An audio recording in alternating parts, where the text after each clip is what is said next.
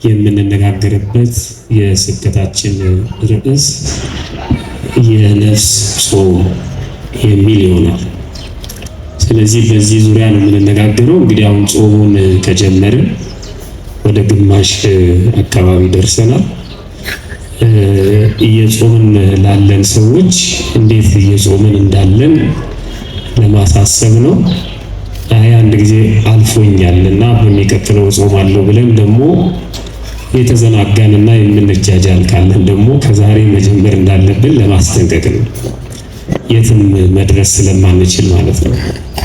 አንድ ቦታ ላይ ለምን አትጾምም ተብሎ ሲጠየቅ አንድ ወጣት የነነዌ ጾምን ስላልጾምኩ የነነዌ ጾምን ያልጾመ ደግሞ አብይ ጾምን አይጾምም ስለተባለ ለዛ ነው የተውኩት ብሎ ሲናገር ሰምቻለሁ። እና እንደዚህ አይነት ትምህርት የለም።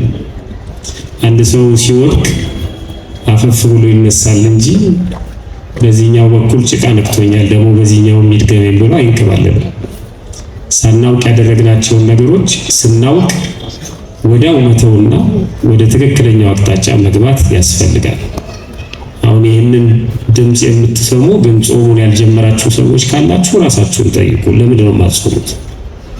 ምን ስለሆናችሁ ነው የማትጾሙት? ምን አስባችሁ ነው? ምንድን ነው የሚሰማችሁ ስሜት? ካህናት አባቶቻችን የነፍስ አባቶቻችን ከፈቀዱላቸው ውጪ ማለት ነው በተለያዩ ምክንያቶች ከካህኑ ጋር ተነጋግረው ከተፈቀደላቸው ውጪ ለምንድን ነው ማንጾሙ? የተፈቀደላቸው ቢሆኑ በአደባባይ እንዲመገቡ አይፈቀድም። ስላስፈቀዱ እኔ እኮ አልጾምም በዚህ ምክንያት ካህኑ ፈቅዶልኛል ብሎ በአደባባይ እንዲመገብ አይፈቀድም፣ ሌላውን ማሰናከል ስለሌለበት። ስለዚህ እየጾምን ላለን ሰዎች ምን አይነት ጾም ነው እየጾምን ያለ ነው? ጾም ላይ ደግሞ የወረደ አመለካከት ያለን ሰዎችን ራሳችን እንድናስተካክል በዚሁ ዙሪያ ነው የምንነጋገረው። ግን ጾም ማለት ምን ማለት ነው? መቼ ተጀመረ? እንዴት ነው እያልኩኝ ወደ ትምህርቱ አልገባም። ቀጥታ ጾም ከነፍስ ጋር እንዴት እንደሚገናኝ ለማሳየት ብቻ ነው። በዚህ በማቴዎስ ወንጌል ምዕራፍ 22 ቁጥር 37 ላይ ጌታ አምላክህን በፍጹም ልብህ፣ በፍጹም ነፍስህም፣ በፍጹም ሐሳብህም ውደድ የሚል ቃል ተጽፏል። ይሄ ንግግር ወይም ይሄ ኃይለ ቃል ወይም ይሄ ትምህርት የተሰጠው አንድ ሕግ አዋቂ ነኝ ብሎ ራሱን ለሚያመጻድቅ እና ኩራተኛ ለሆነ ሰው ነው። ወደ ጌታችንና መድኃኒታችን ኢየሱስ ክርስቶስ መጥቶ ጥያቄ ጠይቆ ጥያቄውን ሲመልስለት የተናገረው ሙሉ ንባቡ እናንተ ቤት ስትገቡ አንብቡት። በተለይ ከቁጥር 35 ጀምራችሁ ስትመለከቱት አንድ ሕግ አዋቂ ሊፈትነው ወደ እርሱ መጥቶ ይላል። እጅግ በጣም የሚገርም በጣም ጥልቅ የሆነ ስለ ምስጢረ ትንሣኤ ሙታን ተለያይተው የነበሩ ሰዎች በትንሣኤ ሙታን ዙሪያ ማለት ነው ክፍተት የተፈጠረበትን ሁኔታ ደፍኖ በትምህርቱ ብዙዎች ተገርመው በጣም ተደንቀው ባሉበት ጊዜ ነው ይሄ ጥያቄ የተጠየቀው ማለት ነው። ወደ ላይ ከፍ ብላችሁ ስታነቡት ስለ ምስጢረ ትንሣኤ በጣም የሚገርም ትምህርት አስተምሯል ክርስቶስ። በዘመኑ የነበረውን ክፍተት የሚሞላ ለካ እንዲህ ነው ብለው እስኪደንቃቸው ድረስ ማለት ነው። ዛሬም ድረስ ስለ ትንሣኤ የሚጠየቁ ጥያቄዎች አሉ፣ ግን ተመልሷል እና በጣም ተገርመው በነበረበት ሰዓት ከነሱ መካከል አንዱ ሕግ አዋቂ ነኝ የሚል ሊፈትነው ይላል። እንግዲህ አሁን ሕዝቡን በሙሉ እጃቸውን በአፋቸው ላይ እስኪጭኑ ድረስ ካስገረማቸው ካስደነቃቸው፣ ቆይ ይሄንንማ መፈተን አለብኝ ብሎ ቀረበ። ሊፈትነው ቀረበ ማለት ነው። ሊፈትነው ቀረበ ብሎ ጸሐፊው የጻፈልንና የምናነበው ይሄ ፈሪሳዊ ሕግ አዋቂ ክርስቶስን የመፈተን ብቃት እና ንቃት ስላለው አይደለም፣ እሱ ስለመሰለው ነው። እሱ የቀረበበትን ነው የሚነግረን። ሊፈትነው ክርስቶስን ቀረበ ይላል እንጂ በዚህ ተራ ሰው የሚፈተን አይደለም አምላካችን። ልክ በማቴዎስ ወንጌል ምዕራፍ 4 ላይ ዲያብሎስ በክርስቶስ ፊት ቀርቦ ፈታኙን ቀርቦ ብሎ እንደምናነበው ማለት ነው። ፈታኙ ቀረበ። ዲያብሎስ ፈታኝ ነው። ክርስቶስን ግን ሊፈትነው አይችልም። እሱ ግን ይመስለዋል። ከፈተናዎቹ መካከል አንዱ ትኩስ ዳቦ አስመስሎ በተቀደደ ከረጢት ይዞ እንፋሎቱ እየወጣ ለመብላትም ለማየትም የሚያስጎመጅና የሚያምር በመዓዛው የሚፈትን ዳቦ እያሳየው ርቦት ወይም ደግሞ ረሃብ እንደነበረና በጾም እንደቆየ እኔም አንተም ርቦናል ብሎ ስብከቱን መቅድም ካደረገ በኋላ እንድንመገብ ከነዚህ ድንጋዮች መካከል አንዱን ዳቦ አድርጋለሁ ይላል። ዳቦ ይዞ ከነዚህ ድንጋዮች መካከል አንዱን ዳቦ አድርጋለሁ። በጣም ከባድ ጥያቄ ነው። ይሄ ለኔና ለእናንተ ቀርቦ ቢሆን ኖሮ ድንጋዩን ዳቦ ከምናደርገው ለምን ከያዝከው አንመገበው ነው ምንለው? ወይ ቀምተን ሁሉ ለመብላት እናስባለን። እንዴት ምን ማለት ነው ብለን ክርክር ልንገጥም እንችላለን። እና ስሜቱ እንዲመጣለት ማለት ነው። ዳቦ የመብላት ፍላጎቱን ረሃቡን ተገና አድርጎ ይህንን ጥያቄ አቀረበ። ለሱ ይላሉ ሊቃውንቱ መተርጉማኑ ማለት ነው። ለጌታችን ለመድኃኒታችን ለኢየሱስ ክርስቶስ ክብር ምስጋና ይግባውና ድንጋዩን በድንጋይነቱ ነው የሚያየው እንጂ ድንጋዩን ዳቦ ሆኖ ወይም ደግሞ ዲያብሎስ የያዘው ምትሃት ዳቦ ሆኖ አይደለም የሚታየው። እንደ ትኩስ ዳቦ አይታየውም። ዲያብሎስን በዲያብሎስነቱ ነው ያው፣ ድንጋዩንም በድንጋይነቱ ነው። ምንም ከተፈጥሮ የለቀቀ ነገር የለም። ዲያብሎስ ግን አላወቀም፣ አያውቅም። እንደዛም ያይለት መስሎት ይላል ቀረበ ይላል። ይህን ሊፈትነው ቀርቦ አንዳንድ ምዕመናንም ወደ መምህራኑ ጠጋ ይሉና ጥያቄ አለን ይላሉ። አንዳንዶቹ ያው በትክክል ጥያቄውን ተረድተው ጨንቋቸው ለመተግበር ነው፣ ብዙዎቹ ማለት ይቻላል። ግን የተወሰኑት ቆይ እስኪ መምህር ደግሞ ከዛኛው መምህር ምን ብሎ ይመልስ ይሆን እስኪ እቺ መምህር ደግሞ እንያት ብለው የሚፈትኑ ሰዎችም አሉ። ጥያቄውን ያውቁታል፣ መልሱንም ያውቁታል፣ ግን ለፈተና የሚያቀርቡ ሰዎች አሉ። አሁን በዚህ ወቅት ብዙ ጊዜ የሚጠየቀው ጥያቄ አንዱ አሳ ነው። አሳ ይበላል አይበላም? እየበሉ ሰዎች አሳ እየበሉ መምህራንን ባገኙ ቁጥር ግን አሳ ይበላል አይበላም ብሎ ይጠይቃሉ። አይበላም ሲላቸው አይ የሚረባ መምህር አይደለም፣ ቆይ ሌላ መምህር ነው ፈልግ። አይበላ ይሄን ማያውቅም ይበላል የሚል መምህር እስኪያገኙ ድረስ ደግሞ ያገኛሉ። ዞር ዞር ሲሉ ማለት ነው። አሉ በየመንገዱ ቢጫ ለብሰው ወይ ራሳቸው ሲሆኑ ያገኟቸዋል። ኧረ ይበላል ያሁን እኮ የመጣ ነገር እኮ ይሉና አብረው ለነፍሳቸው ራይት ይሰጣሉ ማለት ነው። ልክ እንዲህ አይነት ጥያቄ ያላቸው ሰዎች አሉ እኮ። እኔም እኮ እንደዛ ነው ማሰበው። ያ ዝም ብሎ ሲቀባጠሩ ይችላል። መጋቢ አዲስ እሸቱ የኔታ በአንድ ወቅት ሲነግሩን በመኪና ውስጥ እየተጓዝኩ አንድ ትልቅ አባት ጥያቄ ጠየቁኛል። ደግሞ እግዚአብሔር ሲረዳኝ አሉ ለትህትና ነው እንኳን የተናገሩት። እሳቸው ያነሱትን ጥያቄ ጠዋት ስወጣ የዕለቱ ስንክሳር ላይ በደንብ አንብቤው ነው የወጣሁትና የቅርብ ትውስታ ሁሉ አለኝ እና በጣም ደስ አለኝ። ጥያቄውን አብራርቼ መለስኩላቸው አሉ። ጉዞ እየተጓዙ ነው በመኪና ማለት ነው። እና ትልቅ ሰው ናቸው የጠየቁት። በጣም መለስኩላቸው ጥያቄውን፣ ደስ አላቸውና ተመለሰልዎት መልሼልዎታለሁ አልኳቸው። ይገርሞታል አለቃ ያለውንም ጠይቄያቸው ልክ እንደርሶ ነው የመለሱልኝ። እኚህ ሰው የዓይነ ስውርና ዓይነ ስውር ነው የሚያወዳድሩት ማለት ነው። እንደ አይነት ሰዎች የለም አቋሉ እኮ ነው ግን ምን እንደሚል ሰው ብዬ እስኪ ምን ይላል ይሄ? አይ ይሄማ ቢረባ አይደለም ለማለት ልክ እንዲህ ሊፈትኑ በጣም የሚገርም ነው። እግዚአብሔር ከዚህ ይሰውረን ሁላችንም። ጥያቄ የሚጠየቀው ሲጨንቀን ለማወቅ ለመተግበርም ነው። በቃ ከጠየቅን ማድረግ አለብን። ከመጠየቃችን በፊት የሚጠየቁ ሰዎችን መምረጥ አለብን። ከኛ የማይሻሉትን አይደለም። ደግሞ ሰውየው የመለሰውን መልስ በትክክል ማስረጃ መጥቀስ አለበት። ከቤተክርስቲያን ትምህርት ጋር መጋጨት የለበትም። የትኛው የቤተክርስቲያን ትምህርት ላይ ነው ይሄ ያለው? የትኛው የሥርዓት መጽሐፍ ላይ ነው ይሄ ያለው ብለን በትክክል መረዳት ከዚህኛው ሶርስ ነው ከዚህኛው ምንጭ ነው ብሎ መጥቀስ አለበት። ዝም ብሎ በግምት አይደለም የቤተክርስቲያን ጥያቄ የሚመለሰው። እና ይሄ ግን ሊፈትነው ቀርቦ ጠየቀው ይላል። እንደዚህ ነው የሚለው መምህር ሆይ ከሕግ ማናችይቱ ትእዛዝ ታላቅ ናት አለ። እና ሕግና ሕግን ነው የሚያበላልጥ። የትኛዋ ትበልጣለች? ከሕግ ሁሉ የቱ ይበልጣል? በጣም ከባድ ጥያቄ ነው። ልባው ከኃጢአት ሁሉ ትልቁ የቱ ነው ብሎ ሰው ከጀመረ ከባድ ነው። በጣም ከባድ። ኃጢአት ነው፣ ሕግም ሕግ ነው። በምሳሌ አስረዱናል። ከ10ቱ ትእዛዛት አንዱ ከተጣሰ 10ቱም ናቸው። 10 መስኮት ያለው ቤት አንዱ ክፍት ቢሆን በአንዱ መስኮት ሌባ ገብቶ 10ሩንም ሊከፍታቸው ይችላል። ወይም በ10 መስኮት ተጠቅሞ የሚያገኘውን በአንዱ መስኮት ያገኘው። ሕግ ነው። የትኛው ይበልጣል ብሎ ጠየቀው ይላል እና ክርስቶስ ሲመልስለት እንዲህ አለው፣ አንተ ጠማማ አውቀህ ነው ምናምን አላለው፣ በትህትና መለሰለት። ኢየሱስም እንዲህ አለው፣ ጌታ አምላክህን በፍጹም ልብህ፣ በፍጹም ነፍስህ፣ በፍጹም አሳብህ ውደድ። ታላቂቱና ፊተኛይቱ ትእዛዝ ይህች ናት። ሁለተኛይቱ ይህችን ትመስላለች፣ እርሷም ባልንጀራህን እንደ ነፍስህ ውደድ የምትለው ናት። በእነዚህ በሁለቱ ትእዛዛት ሕጉም ነቢያቱን በሙሉ ተሰቅለዋል ማለት ተፈጽሟል ብሎ መለሰለት ይላል። ከዛ በኋላ ያለውን ነገር እናንተ አንብቡት። እኔ የፈለግኩት በፍጹም ነፍስ የሚለውን ቃል የተነሳ ነው።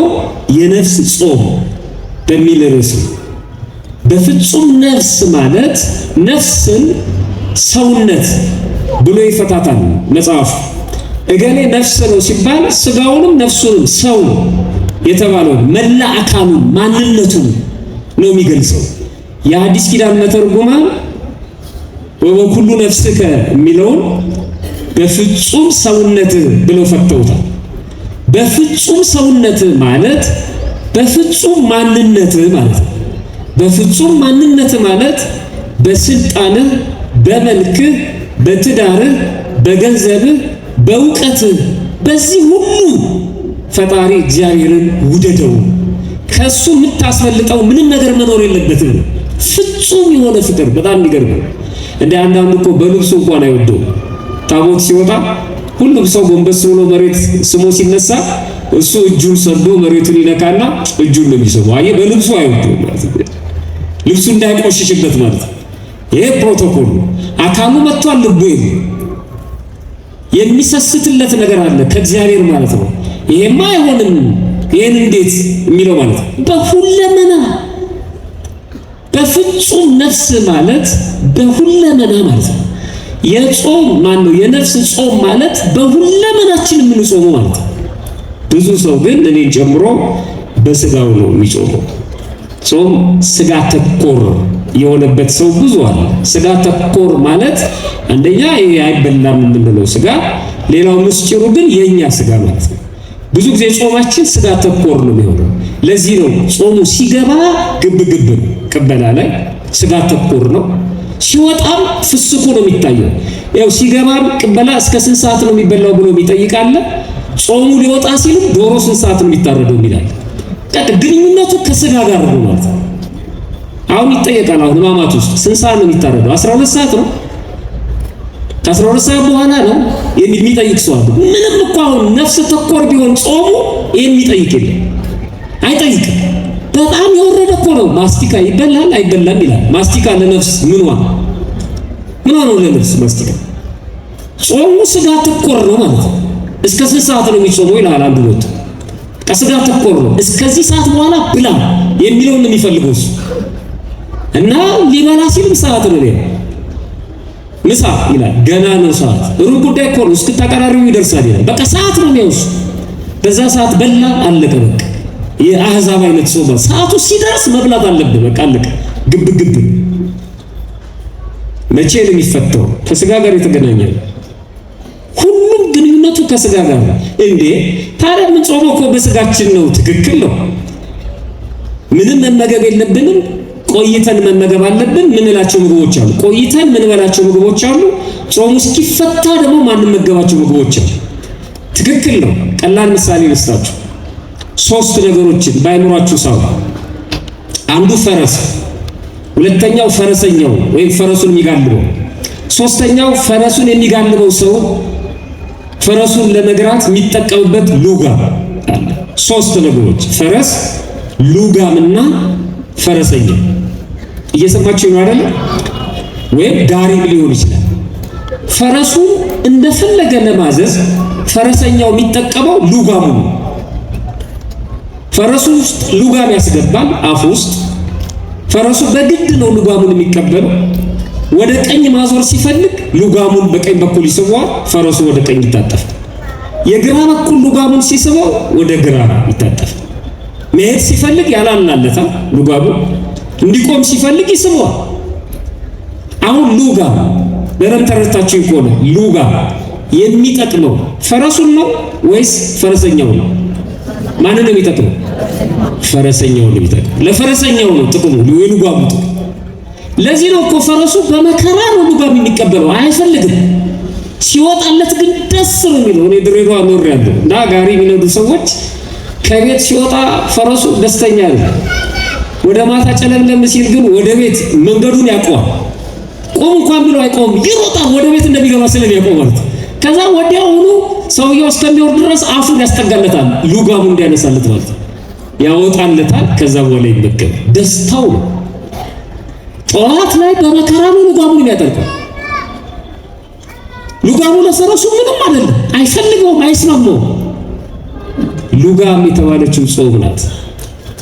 ፈረሱ ስጋችን አይፈልግም፣ በጭራሽ አይፈልግም። እንደፈለገ የምታዘው ደግሞ ነፍስ ነች። የሚጠቅማት ልጓሙ ጾም ለነፍስ ነው። ስጋን እንደፈለገ ታዘዋለች። ቁጭ በል ይቀመጣል፣ ቁም ይቆማል፣ ጸልይ ይጸልያል፣ ይቅር በል ይቅር ይላል። ሲራብ ሲቀጣ ታዛዥ ነው የሚሆነው። ትዕቢቱ ሁሉ ይተነፍስለታል፣ ይበርድለታል። እየጾመ የሚሰግድ ከሆነ በተለይ በጣም የሚገርም ነው። ስብርብሩ ነው የሚወጣው፣ የፍትወቱ በሙሉ ይጠፋል። ጓደኞቹ ቢደውሉለት ደስተኛ አይደለም። የሚሄድበት ቦታ በሙሉ ባይኖር አይመጣም። በጾም ሰውነቱ ሲደክም ማለት ነው። ስጋ የማይፈልገው ልጓም ስለሆነ ነው። ጾም ልጓም፣ ጸሎቱ፣ የትህትናው፣ የትምህርቱ ምስጢር በሙሉ ነው የሚገለጥለት። እናንተ አሁን ቤት ስትሄዱ የከሰዓት ቅዳሴ በተለይ ሆኖ አስቀድሳችሁ ፀሐይ መጥቷችሁ ደክሟችሁ ውሃ ጠምቷችሁ፣ ካቱም ስጋ ደካማ ስለሆነ አሁን አንዳንድ ሰው አይ ድካም የለም ምናምን ይላል። አለ ለትህትና ነው እንጂ ድካም አለ። በደንብ ይደርቃል ሰውነታችን፣ እንቀጠዋለን። ትክክል እኮ ነው። ልክ ቤት ገብተን ቤት ያፈራው ተመግበን ስንጨርስ ሰውነታችን ይበረታል ወይስ ይደክማል? እናንተ ነው የምጠይቃችሁ። ይበረታል ወይስ ይደክማል? ይደክማል።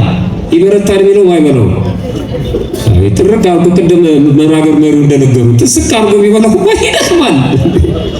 ድክም ነው የሚለው። ሰራተኞች ሆናችሁ ጠዋት ገብታችሁ ቢሮ ስትሰሩና ከሰዓት ለምሳ ወጣችሁ ስትመለሱ ያው ቡና ጠጥታችሁ አታንቀላፍ።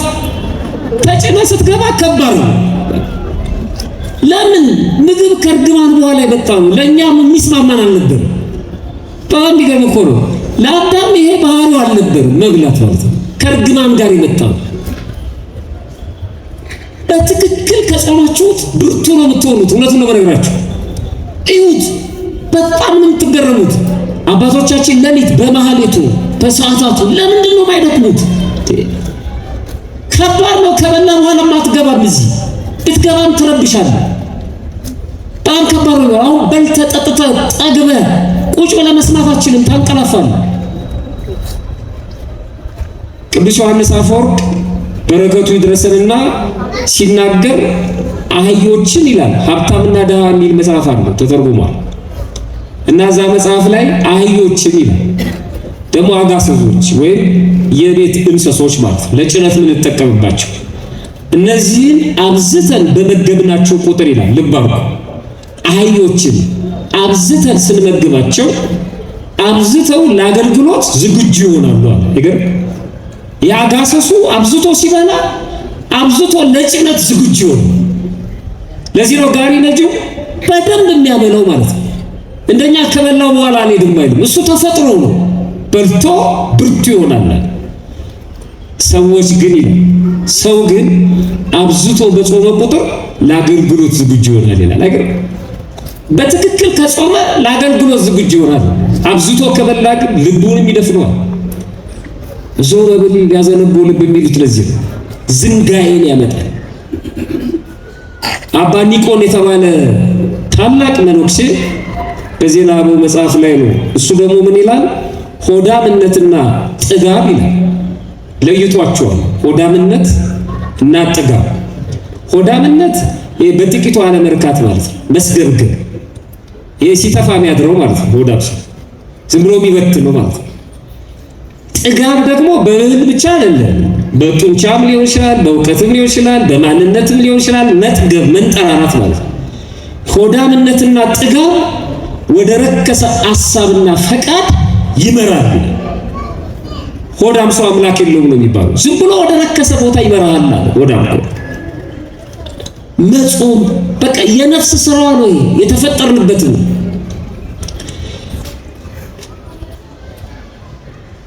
ብዙዎች ጾምን በቀጥታ ከስጋ ጋር ነው የሚያገናኙት።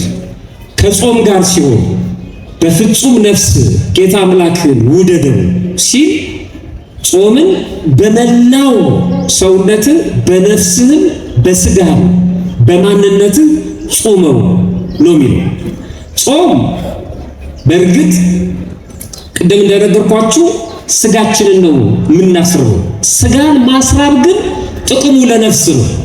ጾሙ የነፍስ ጾም ነው ማለት ነው። ነፍስ የበላይ እንድትሆን ነው እና አሁን መመርመር ነው። ነፍስ የበላይ ሆናለች ወይ? ነፍስ የበላይ ከሆነች በጾም ጊዜ ጆሮአችን እንደ በፊቱ ነው የሚሰማው? በጾም ጊዜ አይናችን እንደ በፊቱ ነው የሚያየው? አግበስብሶ ነው የሚያየው? ይዋረ አግበስብሶ ነው የሚሰማው? እጃችን አግበስብሶ ነው የሚሰራው? አካላችን አግበስብሶ ነው ሁሉ ነገር የሚያደርገው? ወደ ፈለግነው ቦታ የምንሄደው?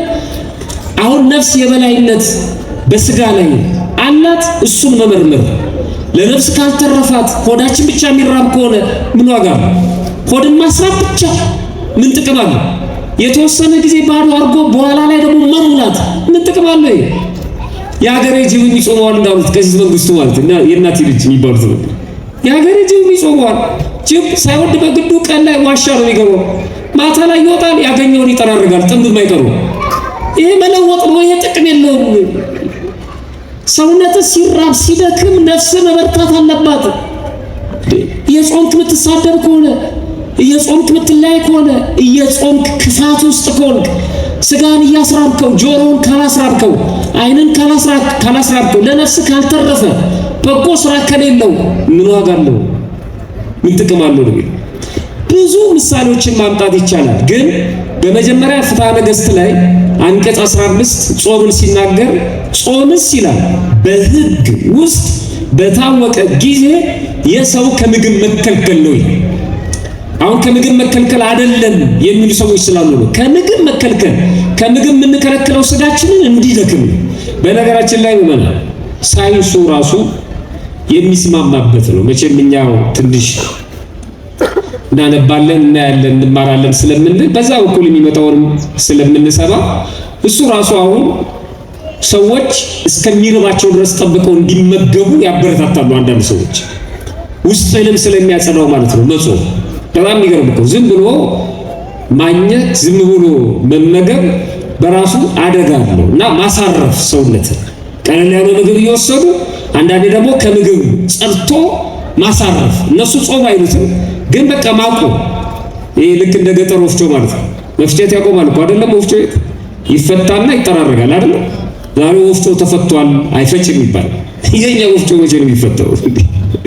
ያቆመው መቼ ነው? መጠራረግ አለበት እኮ። የቅዳሴ ጠበል እየጠጣ ስጋው ደግሞ እየተቀበለ እምነቱ ጣኑ እየሸተተው በቃ ማቆም አለበት። ዝም ብሎ የሚያግበሰብሰው ነገር ማለት ነው። ለጤና እንኳን ህፃናት ከመወለዳቸው በፊት እግዚአብሔር እንዴት እንደሚጠብቃቸው በእናቶቻቸው ማህፀን እያሉ ገና ሲወለዱ ወደ አፋቸው የሚያደርጉት የእናታቸውን ጡት። ህፃኑ ማንም ሳያስተምረው ወደ ጡቱ ብቻ ስናቀርበው በዛች በትንሽ ያቀሙ የእናቱን ጡት ያፈነዳና የመጀመሪያውን ቢጫ ከለር እንገር የተባለ ነው እሱን አፈንድቶ ይጠባል። ይሄ በሽታን የሚከላከለው ቫይታሚን የተብለን የምንወጋው ማለት ነው። እሱን የሚተካ ከሱ በላይ የሆነ እሱን ለመተካት ነው ህፃናት ቫይታሚን እየተባለ የሚከተቡት ማለት ነው። እንገር በሽታዎችን በሙሉ የሚከላከልለት ማለት ነው። በተፈጥሮ ራሱ እግዚአብሔር ያመቻችለት። ከዛ በኋላ ነው ህፃኑ የሚታመመው መቼ ነው? ምግብ ሲጀምር እስከ 6 ወር ድረስ ክትባቱን ወስዷል በተፈጥሮ ማለት ነው። ከ6 ወር በኋላ ምግብ ይጀምራል። ምግብ ሲጀምር ታማሚ ይሆናል። ምግብ በሽታ ነው። በምግብ ሰበብ እኮ ነው የምንታመመው። ምንም ባንበላስ ይሄ ምን ስበው አየር እኮ ምንም ነገር ንጹህ አዳደኛ ካልበከል ነው በስተቀር ወደ አፍ የሚገባ ነገር ነው የሚያሳምመን። በዛው መልኩ ነው የምንታከመው። መድኃኒት የሚሰጠን በዛው መልኩ። አንዳንድ ሰው ክፋታቸው ቤተክርስቲያን የምትሰጠውን እምነት ከምግብ ጋር እያገናኙልን ነው። አንድ ቦታ መጥቷል አሉ ደግሞ በጾም ቂቤ እምነት የሚሰጥበት ቦታ። መቼም ጆሮ የማይሰማው ጉድ እምነቱ ቂቤ ነው እና ሰበካ ጉባኤው ቂቤ ይቸረችራል።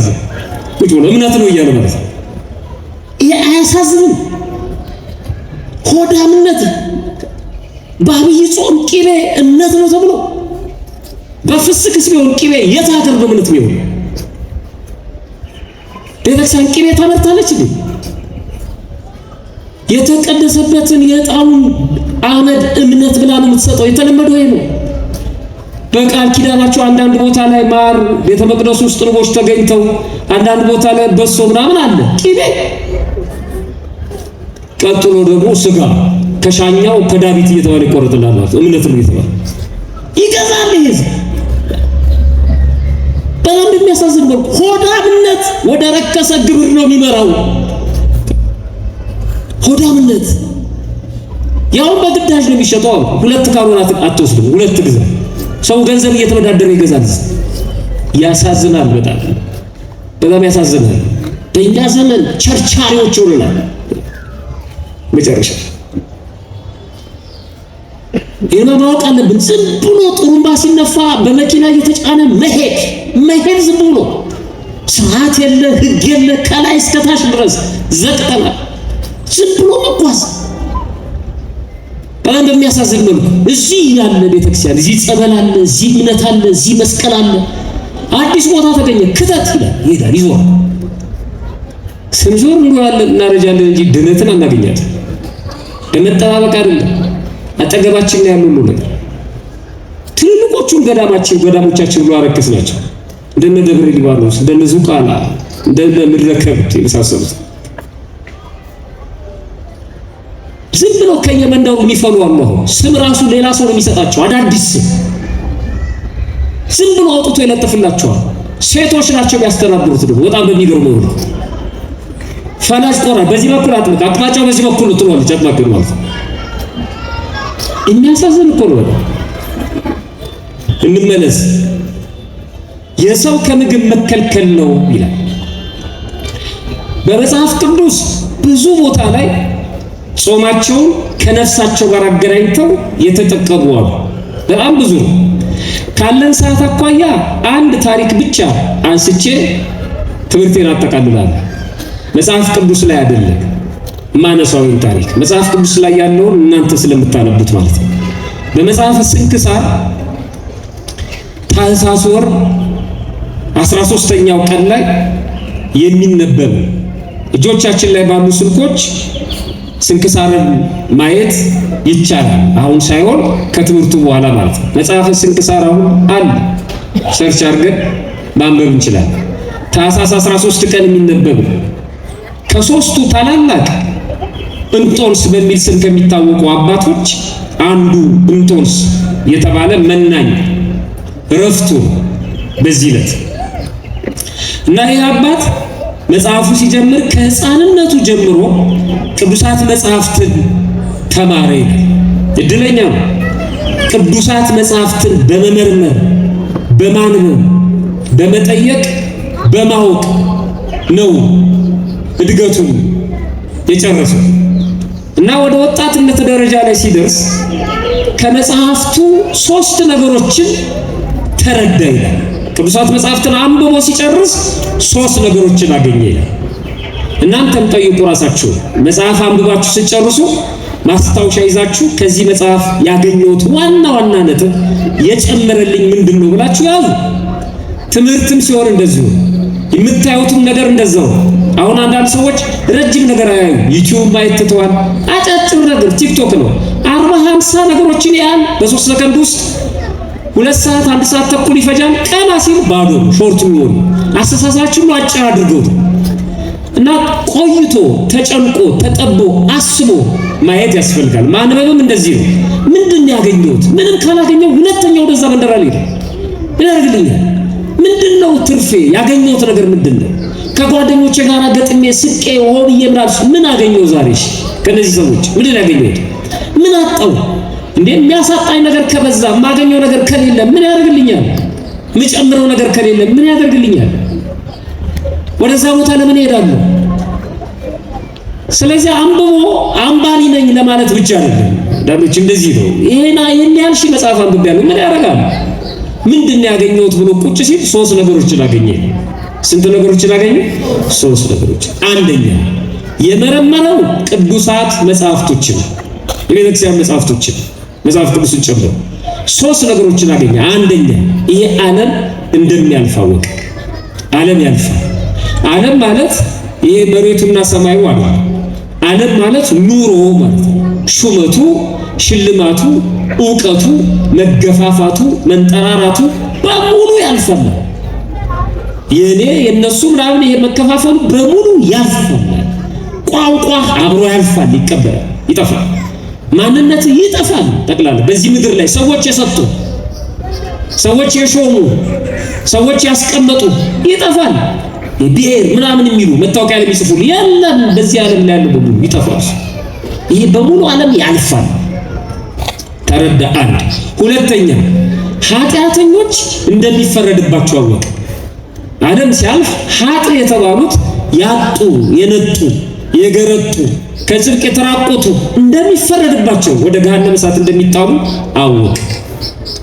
ሶስተኛ ጻድቃን፣ ቅዱሳን፣ ሰማዕታት፣ በክርስትና ሕይወት የጸኑ ደጋግ ምእመናን መንግሥተ ሰማያትን እንደሚወርሱ አወቀ ይላል። ሶስት ነገሮች ባጭሩ። ዓለም ያልፋል፣ በኃጥአን ላይ ይፈረዳል፣ ለጻድቃን ይፈረድላቸዋል። ክርስቶስ ይመጣል። ይሄን ተረዳ። ይሄን ካወቀ ታዲያ ለምንድን ነው በዚህ ዓለም ላይ እኔ የክርስቶስ ብቻ ሀብት ወርሼ ተምሬ እንደዚህ ሆኜ ስልጣን ይዤ ምናምን ነው ምን ያደርግልኛል? አሁን እንደዚህ እንድታስቡ አይደል? ራሱ እግዚአብሔር ሲያመጣው ነው እንጂ ምን ያደርጋል በዚህ ዓለም ላይ መኖር። ስለዚህ እኔ ኃጢአተኞች የሚፈረድባቸው ከሆነ በጎ የሰሩት የሚፈረድላቸው ከሆነ ክርስቶስ የሚመጣ ከሆነ ይህ ዓለም ያልፍ ከሆነ ከዚህ ዓለም ምን አለኝ? ስለዚህ የጽድቅ ስራ እየሰራው ብጠብቀው ይሻላል። የት ልስራ? ዓለምን በሙሉ ተመለከተው፣ ያስጠላል ከመንደሩ ጀምሮ። ስለዚህ መጥፋት አለብኛል። ከመንደሩ ርቆ ወደ አንድ ገዳም ሄደና መነኮሰ። አንብቡት ቤት ስትገቡ መጽሐፈ ስንክሳር ታኅሳስ ወር ስንተኛ ቀን ያልኳችሁ? 13ኛ ቀን። ከዛ ርቆ ሄደ ወደ አንድ ትልቅ ገዳም። በስርዓተ ገዳሙ በስርዓተ ቤተክርስቲያን መሰረት ምንኩስናውን ተቀበለ። በምናኔ ሕይወት መኖር ጀመረ ራሱን ሰውሮ። ያ ገዳም ደግሞ ለከተማው ቅርብ ነው። በጣም እንደዚህ ቅርብና ቅርብ ነው ማለት አይደለም። የአምስት የስድስት ቀን መንገድ ያስኬዳል በእግር። ግን የከተማ ሰዎች ሲመጡ ሲወጡ ሲገቡ ሲያወሩ ይሰማል። አይ ይሄም ጥሩ አይደለም ማለት የ10 ቀን መንገድ ከዛ ገዳም ርቆ ሄደ ይላል። የገዳሙን አበምኔት አስፈቀደና በቃ ጆሮዬ ምንም መስማት የለበትም፣ አይኔ ምንም ማየት የለበትም። ፈርቶ ነው ያ በኃጥአን ላይ ይፈርዳል ተብሏል። ስለዚህ እኔ ለምን ኃጢአት እሰራለሁ? ሰዎች በሚናገሩት እየሰማሁ ለምን ነፍሴን አስጨንቃታለሁ? ምንም ሳላይ እግዚአብሔር ብቻ እያገለገልኩ ልኑር ብሎ የ10 ቀን ጎዳና ሄደ ይላል። ወጣት መነኩሴ በሚራመዱ አረባ እልም ያለ በረሃ ውስጥ 4 ነገሮችን አገኘ። በደንብ ስሙ። ስንት ነገሮችን አገኘ? 4 ነገሮችን አገኘ። አንደኛ ዋሻ ነው ያገኘው። ዋሻውን አየው፣ ተጠግቶ ለመኖር ጥሩ። ሁለተኛ ከዋሻው አጠገብ ውሃ አለ፣ መሬቱ ውሃ ገብ፣ ውሃው ጥሩ ነው። ሶስተኛ የፍሬ ዛፍ ተመለከተ፣ ፍሬው የሚበላ ያማረ ዛፍ እዛ ውሃው አጠገብ ደግሞ አለ። አራተኛ ያን ፍሬ የሚመገቡ ያንን ውሃ የሚጠጡ በጣም የሚያማምሩ ቆቆችን ደግሞ ተመለከተ። ቆቅ ይበላል። ስለዚህ ቆቁም ይበላል፣ ፍራፍሬውም ይበላል፣ ውሃው ይጠጣል፣ ዋሻው ደግሞ ይመቻል። በቃ እዚህ ነው የምኖረው አለና ዋሻ ውስጥ ለመግባት ወሰነ። ግን አለ አሁን እዚህ ዋሻ ውስጥ በጾም በጸሎት ተጠምጄ ፈጣሪን እያገለገልኩ መኖር ነው ያሰብኩታል። ግን ለምግብነት ምኑ ልጠቀም? ውሃው ይጠጣል፣ ፍራፍሬው ልጠቀም ወይስ ቆቁ ልጠቀም? ነፍስ ተኮር ነው ይሄ ሰው። ነፍስ ተኮር ነው። ስጋ ተኮር ቢሆን ሁለቱንም እያፈራረኩ በበላለሁ ለሰውነቴ ጥሩ ነው፣ ችግር የለውም። ሲያምረኝ አትክልቱን ሲያምረኝ ደግሞ ስጋው። አይ ቆይ ፍራፍሬውን ለመልቀም ደግሞ ያልበሰለውን ደግሞ ሰብስቤ ለማብሰል ስወጣ ስገባ ስሰበስብ የጸሎት ሰዓቴ ይሻማል። ፍራፍሬ ሳባርር የጸሎት ጊዜ ይሻማብኛል። አይ ቆቆቹን ልመገባል። አይ ደግሞ ለመኖክሴ ስጋ መብላት ደግሞ ክልክል። መኖክሴ ሆኖ እንዴት ሰው ስጋ ይበላል? በመጽሐፈ መነኮሳት ክልክል። ስለዚህ ምን ይሻለኛል? አይ ለፍራፍሬው ብዙ ሰዓት ነው ማጠፋው። ይብሰል አይብሰል እሱን ደግሞ ለማብሰል አቆያለሁ፣ እንደገና ወርዳለሁ፣ እንደገና ሰበስባለሁ፣ ሰዓት ይፈጃል። ቆቆቹን ብመገብ ይሻላል። በቀን አንድ ቆቅ ለማጥመድ ተስማማ። ከዛ ከነፍሱ ጋር ተሟገተ። እንዴት ስጋ ትበላለህ ስትለው ነፍሱ አይ እግዚአብሔር እኮ ይሄንን ያዘዘው መቼም የወንድምን ስጋ ያለ ቢላዋ ከመብላት ይሻላል፣ የወንድምን ስጋ መብላት ነው ክፉ እንጂ የፈጠረውን ፍጥረት መብላት ክፋት የለውም አለ። ቅዱሳን እየበቁ ሲሄዱ አሁን እኛ የምንከራከረው ጾም ከነሱ በታች ነው የሚሆነው። ይዘሉታል፣ ያልፉታል። ስጋቸው ከእግዚአብሔር ጋር ስጋቸውን ቀጥተው ነፍሳቸው ከእግዚአብሔር ጋር መገናኘት ስትጀምር ከዚያንም ስርዓት ባፋናቸው እነሱ በልተው ሳያውቁት ስጋው ደግሞ ለመቀበል ይገባሉ። ያኔ ቅዱሳት መላእክት ይከለክሏቸዋል ይላል መጽሐፍ። አያውቁትም። ከዛ ዘለዋል እነሱ ውጪ ናቸው። አሁን እኛ ስጋችንን መግራት ስለማንችል ነው የምናስረው። ቅድም እንዳልኳችሁ እንደፈረሱ ሉጋ ፈረሱ አውቆ የሚሰራ ቢሆን ሉጋው አያስፈልግም። እነሱ ከእግዚአብሔር ጋር ሲጣበቁ ያበቃል። ምግቡ ሊተውቱም ይችላሉ፣ አይመገቡም እስከ መጨረሻው ድረስ እንደነ ሙሴ ማለት ነው። 40 ቀን 40 ሌሊት ምንም ሳይበላ ከእግዚአብሔር ጋር መነጋገሩ ይቻላልበት። እነ ገብረ መንፈስ ቅዱስ ምንም በቁመተ ስጋ ካልሆነ በስተቀር አይፈልጉትም። እነ ተክለ ሃይማኖት ሰንበትን ላለመሻር ወደ ኋላ እጃቸውን ሰደው ያገኙትን ቅጠል ይሸመጥጡና ወደ አፋቸው ያስገቡት ነበር። በሰንበት ነፍሳቸውን ይሰድቧታል። መረረኝ አልጣፈጠም ማለት የለም መቆም ከፈለግሽ ስጋቸው ሰንበት ላለመሻር ያልማ ከዛ በአፋ ይሆናል። ስለዚህ ብመገብሳ እና በቀን አንድ ቆቅ እየተጠመደለት ወጥመድ ውስጥ እየገባ ያንን እየተመገበ ከእግዚአብሔር ጋር ረጅም ዘመን ኖረ። አንድ ቀን አንድ መነኩሴ ወደዛ በረሃ ድንገት መጣ። ለምን? ይሄ መነኩሴ ወቅቱ አብይ ጾም ስለነበር ዋሻ ፍለጋ ነው የመጣው። ብዙ መነኮሳት በዚህ በአብይ ጾም ዋሻ ለመፈለግ ወደ በረሃ ይሄዳሉ። የብዙ ቅዱሳን ታሪክ በመጽሐፈ ስንክሳር ላይ በሌሎቹ የግብጾቹ መጽሐፍ ላይ የምናገኘው የተጻፈው በዚህ አጋጣሚ ነው። እነ ዞሲማስ ማርያም ግብፃዊትን ያገኛት ዋሻ ሲፈልግ ነው። በዚህ በአብይ ጾም ማለት ነው። በአብይ ጾም ብዙዎቹ የግብፅ መነኮሳት ይወጣሉ ወደ በረሃ በዓታቸውን ትተው ማለት ነው። ኢትዮጵያውያን ምዕመናኑ ወደ ገዳም ይሄዳሉ ለሱባኤ ማለት ነው። ዛሬ ወደ ገዳም መሄድ አቅጣጫው ተቀየረ እንጂ ለሱባኤ ይሄዳሉ ከተማውን ትተው ማለት ነው። እና ይሄ መነኩሴ ከቁስጥንጥንያ ከተማ ወደዛ በረሃ ዋሻ ለመፈለግ መጣ። ልብ አድርጉ፣ ሊጾም ነው ይሄ መነኩሴ መጣው። ይሄን የአብይ ጾምን እዛ ሊያሳልፍ ነው። ልክ ሲመጣ አባ እንጦንስ ከዛ ዋሻ ወጥቶ ያችን የተጠመደች ቆቅ እንደተለመደ ማለት ነው ይዞ ሲገባ አየው ይላል። ደነገጠ። ይሄ መነኩሴ ነው። በዚህ ላይ ወቅቱ ጾም ነው። እንዴት መነኩሴ ስጋ ይበላል? እንዴት ቆቅ አጥምዶ ወደ ዋሻ ይዞ ይገባል ብሎ ዋሻ መፈለጉን አቆመና ወደ ቁስጥንጥንያ ከተማ ወደ ሊቀ ጳጳሱ እየሮጠ ሄደ ይላል ለመናገር። ይሄንማ መንገር አለብኝ፣ ጳጳሱ ማወቅ አለበት። ይሄን መነኩሴማ ስጋ እየበላ እንዴት ዝም ብለዋለሁ ብሎ ነገር ይዞ ሮጠ። በቀስት የተወጋ ሰው እና በጦር የተወጋ ሰው ቀስቱን ወይም ጦሩን እስኪነቅሉለት ድረስ ይቸኩላል ይላል። ሰው አግኝቶ ወሬኛ ሰው ልክ በቀስት እንደተወጋ ሰው ወሬውን እስከሚናገር ድረስ ይጣደፋሉ። ያኛው እኮ ቁስል ነው፣ ይሄኛው ነው የሚያቀርበው ወሬ ለመናገር ማለት ይደውልላቸዋል። ከሌሊቱ 6 ሰዓት አልሰማህም ይላቸዋል። ይገርማል ይላል። የሚቁነጠነጥ ሰው አለ። ተቁነጠነጠ የመነኩሴ ሮጦ ሄዶ ለሊቀ ጳጳሱ ይገርማል አለ። በአሕዛብ መካከል ሊያሰድበን በመነኮሳት ሕግና ሥርዓት ያልተለመደ መነኩሴው ስጋ ሲበላ አየሁት ብሎ ተናገረ። ይዞ ሲገባ ነው ያየው። ግን ሲበላ ይወጣል። ያው ነው ወደቀ ሲባል ወደ ይባል በቃ ነገረው ከነፋቱ ማለት ጨማሙ። ጳጳሱ ደነገጠ። በእርግጥ ልክ ነው፣ እውነት አለው።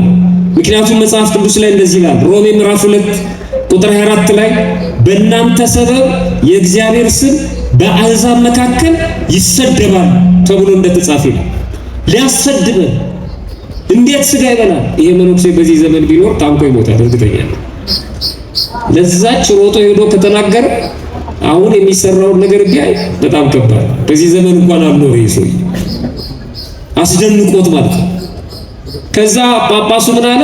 አይ አንተ በነገርከኝ አይሆንም፣ አንድ ሰው እኔ ልጨምርና አብራችሁ ሄዳችሁ ለሱም ማሳየው፣ ከዛ በኋላ እንግዲህ የሚሆነው እናደርጋለን አለ። አጣሪ መሆኑ አንድ መነኩሴ ከዚህኛው መነኩሴ ጋር ላከ ሊቀ ጳጳሱ። ከዛ ሄዱ። ይሄ መነኩሴ ሲወጣ ከዋሻው 3 ቆቅ ወጥመድ ውስጥ ገብቶ አየ። ከዚህ በፊት ስንት ቆቅ ነው ወጥመድ ውስጥ የሚያገኘው? አንድ ነው። ደነገጠ። ምክንያቱም መጽሐፉ ይላል የሉቃስ ወንጌል ምዕራፍ 11 ላይ ቁጥር 3 ላይ የዕለት እንጀራችንን ዕለት ዕለት ስጠን ይላል። የሚገርም ነው። መጋቢነትን አታቋርጥ ነው። በየጊዜው ስጠን፣ የምንበላውን እንጂ የምንሰበስበው ሌላ ሰው የሚበላውን አይደለም፣ የምንጠቀምበትን ስጠን። እና አንዳንድ ነበር የሚሰጠው፣ 2 ሰጠው። ደነገጠ መነኩሴ። አንደኛ ስመገብ አጉረምርሜ ይሆን አይበቃኝም ብያለሁ። ሁለተኛ 3 ሰጥቶ ሊፈትነኝ ነው እግዚአብሔር፣ እስኪ ቆይ መጨረሻውን ሊሆን ብሎ ይሆን አለ። ሶስተኛ ለምንድን ነው ይሄንን ያደረገው እኔ አላውቅም ብሎ ተጨነቀ ይላል።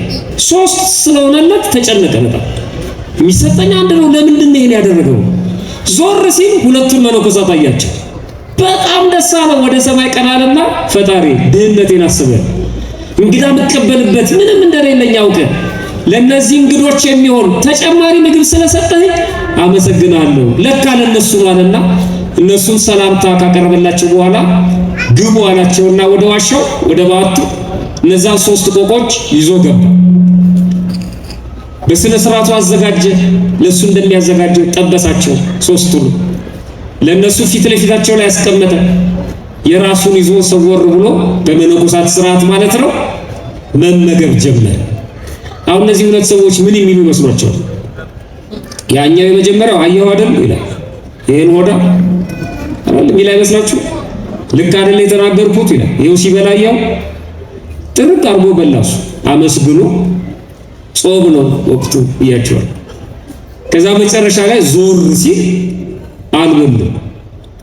ደነገጠ። የእውነት ነው የደነገጠ። አልተመገቡም። አባቶች ብሉ እንጂ አላቸው። እንዲህ አሉት ይላል ቃል በቃል እዛ መጽሐፉ ላይ ያለውና አንብብላችሁ። ተመገቡ እንጂ ሲላቸው እኛ መነኮሳት ስለሆንን ስጋ አንበላ፣ ትርምት ነው፣ ሕግ አለ አሉት። ምን ማለት ነው? እኛ መነኮሳት ስለሆንን ማለት አንተ ምንድነው ያሉት?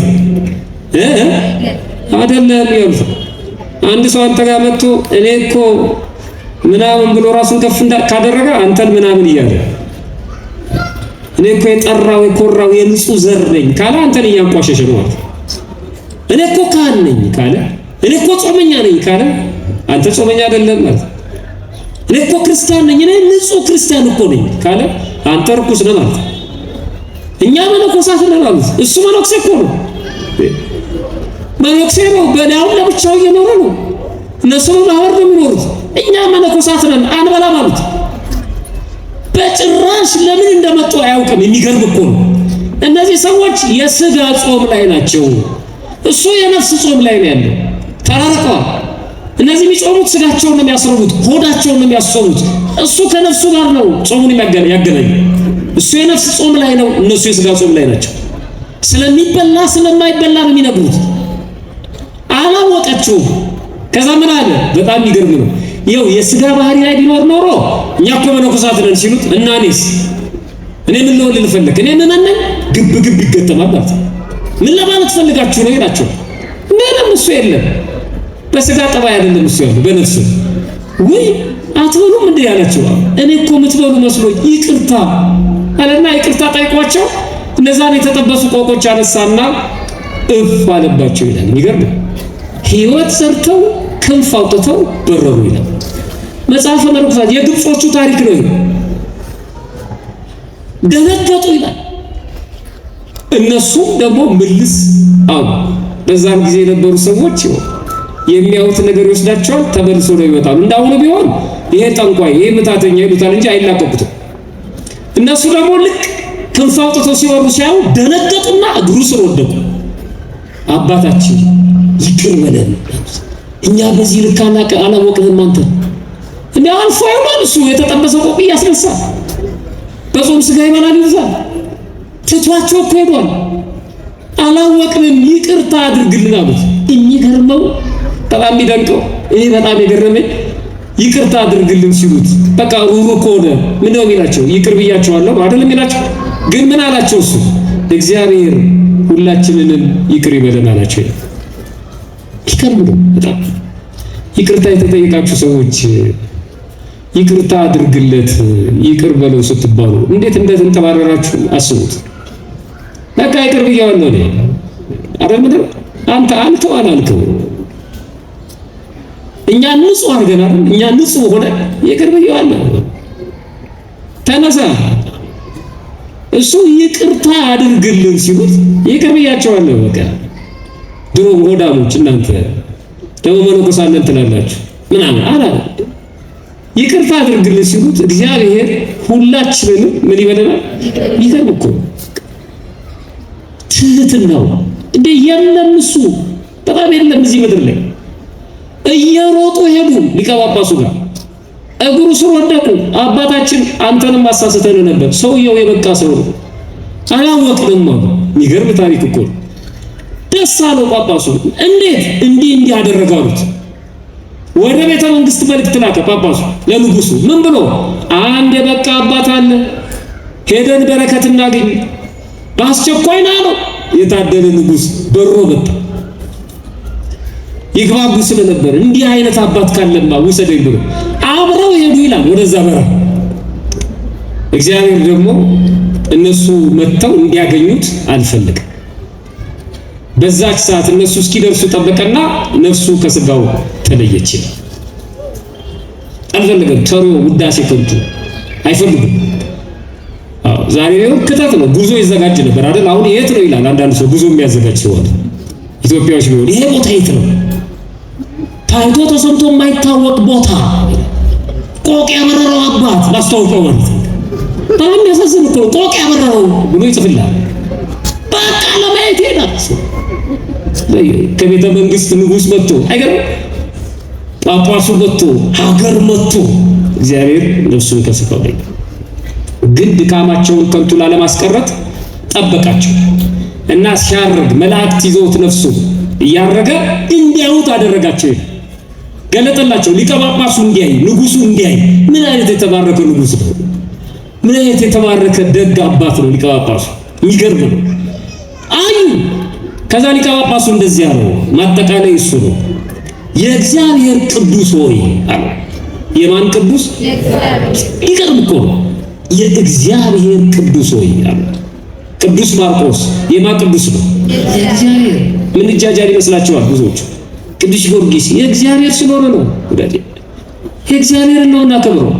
የእግዚአብሔር ቅዱስ ሆይ እንድንበት ዘንድ ምንድነው ያሉት? የእግዚአብሔር ቅዱስ ሆይ ባርከን አሉና የምንድንበትን አንዲት ቃል ንገረን አሉት። በጣም ይነጥቆ ገዳም ሄዳችሁ እንደዚህ ትላላችሁ፣ ፎቶ ተነስታችሁ ትመጣላችሁ። ያን ሄድኩበት ገዳም የለም ላሳይ ፎቶ እንትን ሄጃለሁ ይኸውልህ የተነሳው ከግድግዳው ጋር ማለት አንድ ነገር ንገረኝ የምንድንበትን። የሚገርም እኮ ነው። የእግዚአብሔር ቅዱስ ሆይ ባርከን የምንድንበትን አንድ ነገር ንገረን። ሶስት ነገር ነገራቸው። እንደዚህ አለ። ይሄ ነው አጠቃላይ የትምህርት የማጠቃላይ የነፍስ ጾም። አንደኛ ከሐሜትና ከነገር ስራ አንደበታችሁ ይከልከላል። እየጾማችሁ አይደለ? ከሐሜት ከነገር አንደበታችሁን ከልክሉት፣ እጃችሁን ከልክሉት፣ ጆሮአችሁን ከልክሉት። ሆዳችሁን ብቻ አይደለም ከሐሜት ከነገር እየነገራቸው ነው ለነዛ መነኮሳት። ግልባጩ ለኛ ነው። ከሐሜትና ከነገር አንደበታችሁን ከልክሉ። አንድ ሁለተኛ በእውቀታችሁ አትታበዩ፣ በጾምና በጸሎታችሁ አትብኩ አላቸው። አይገርም? ተመክተው ነበር። ይሄ ስጋ በሊታ ያ መነኮሳት ደብደው አትመጻደቁ በጾማችሁ። ክስት ቁስምን የሚሉ ሰዎች አሉ። ጾመኛ ነኝ እያሉ አትመጻደቅ። ይሄ ግብዝነት ጠባይ ነው። ለራስ ነው የምትጾመው። እየጾምክ የማይጾመውን አትንቀፈው። እስከ 9 የጾመው እስከ 6 የሚጾመውን ይሰድባል። አሁን ጾም ነው ጾም መሆኑ ነው። እስከ 12 የሚጾመው እስከ 9 የሚጾመውን ይልቋል። በጾማችሁ አትመጻደቁ። ጾሙ ጥሩ ነው፣ ግን በጾማችሁ አትኩራሩ፣ አትመጻደቁ። ስላሻላችሁ ነው እግዚአብሔር አላቸው። ሶስተኛውና የመጨረሻው የሚገርም ነው። እግዚአብሔር አድሮባችሁ እንዲኖር ከፈለጋችሁ አላቸው። አይገርም? አትፈልጉም እናንተ? እግዚአብሔር አድሮባችሁ እንዲኖር ከፈለጋችሁ እርስ በርሳችሁ ተፋቀሩ አላቸው። እኔም መነኩሴ ነኝ፣ እናንተም መነኩሴ ናችሁ። ለምንድን ነው የምታሳቱኝ? እኔም ክርስቲያን ነኝ፣ እናንተም ክርስቲያን። ለምንድን ነው አንዱ አንዱን የሚሰድበው? ለምን ይጠልፈዋል አንዱ አንዱ? ለምን ነው አንዱ ለአንዱ ወጥመድ የሚያበጀው? ለምን አንዱ አንዱን ይጠለዋል? እንደው በጣም የሚያሳዝን እኮ ነው። በጣም ሌላው ዓለም በሰጠን ቴክኖሎጂ እንኳን በዚህ በፌስቡክ በምናምን በምንለው አስተያየት መስጫው ላይ ሰው ለርግማን ብቻ የተፈጠረ እኮ ነው። እዛ ላይ እንኳን የሚጽፈው ስድብ አንገቱ ላይ ማተብ አድርጎ በጣም እኮ ነው የሚያሳዝነው። እንደው አያመስግን ግን ዝም ቢልስ ምን አለበት? በቃ መሳደብ መሳደብ መሳደብ። እንዴት ነው እግዚአብሔር ከኛ ጋር የሚኖረው? የነፍስ ጾም ስንጾም እነዚህ ነገሮች ይመጣሉ። ፈጣሪያችን በቸርነቱ ሰምቶ ከመጥፋት ያድነን።